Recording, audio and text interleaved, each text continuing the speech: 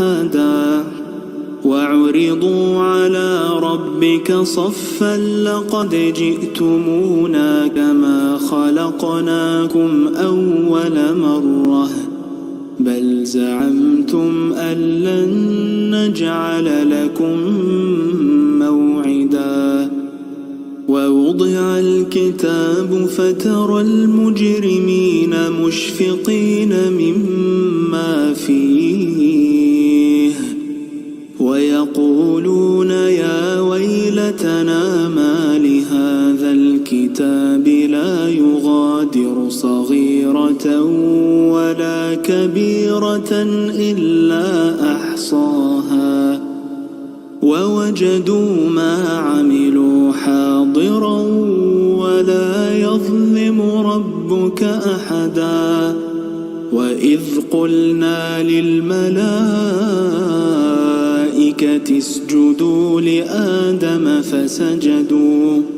فسجدوا إلا إبليس كان من الجن ففسق عن أمر ربه أفتتخذونه وذريته أولياء من دوني وهم لكم عدو بئس للظالمين بدلا ما أشهدتهم خلق السماوات والأرض ولا خلق أنفسهم وما كنت متخذ المضلين عضدا ويوم يقول نادوا شركائي الذين زعمتم فدعوهم فلم يستجيبوا لهم وجعلنا بينهم موبقا ورأى المجرمون النار فظنوا أنهم مواقعوها ولم يجدوا عنها مصرفا ولقد صرفنا في هذا القرآن للناس من كل مثل وكان الإنسان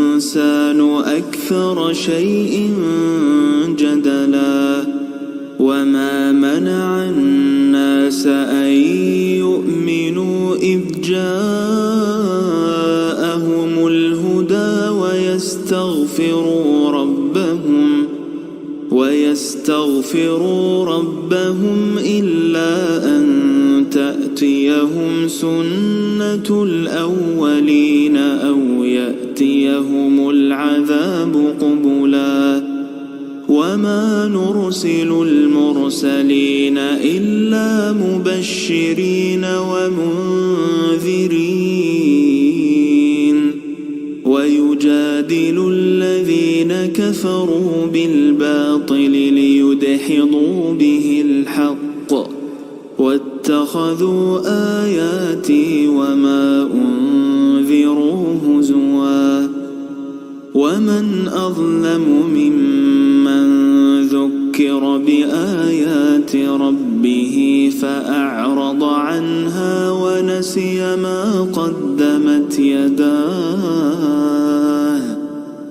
إنا جعلنا على قلوبهم أكنة أن يفقهوه وفي آذانهم وقرا وإن تدعهم إلى الهدى فلن يهتدوا إذا أبدا وربك الغفور ذو الرحمة لو يؤاخذهم بما كسبوا لعجل لهم العذاب بل لهم موعد لن يجدوا من دونه موئلا